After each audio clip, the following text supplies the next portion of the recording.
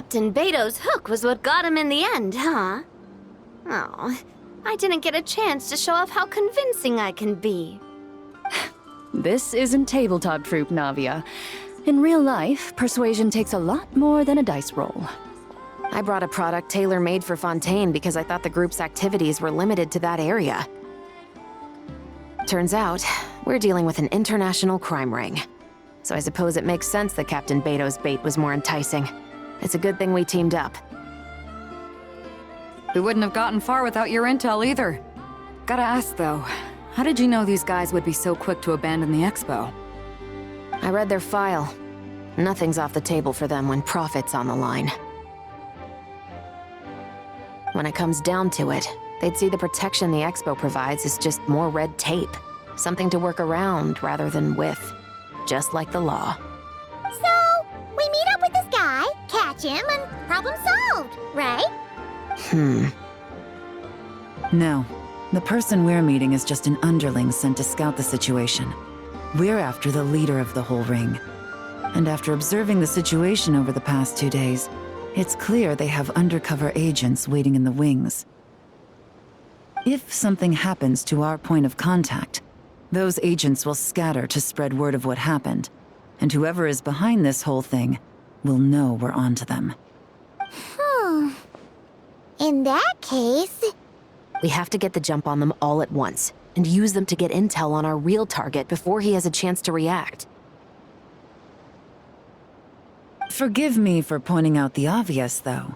We have nowhere near enough personnel for that. If even one of the agents escapes, it's over. Let me guess. You'd rather follow this deal through to the end to lure out the real culprit? Nice idea, in theory. The problem is, in my experience, that person would never show their face for something like this. I can work around that. But only as long as the deal goes ahead. So, you're planning to trail the person picking up the goods. I suppose that could lead us to the big fish, but that would mean we have to actually hand over the weapon. Aren't you worried about putting something that dangerous in the hands of criminals? We can control how dangerous it is. But if we followed your plan, could we really guarantee that not a single agent would get away? You're telling me you really have a way to mitigate the threat of that weapon? You're telling me that you really have the wherewithal to carry out a large-scale search and seizure operation in Nodcry? Are they... having a fight? They're both experts in this sort of thing. A lot of back and forth is to be expected.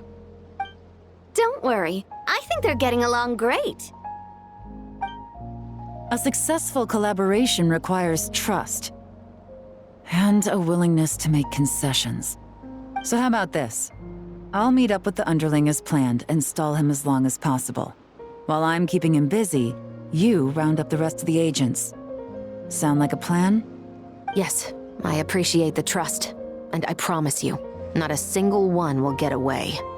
See? Like 2 peas in a pod. Traveler, you should come with me to meet the buyer.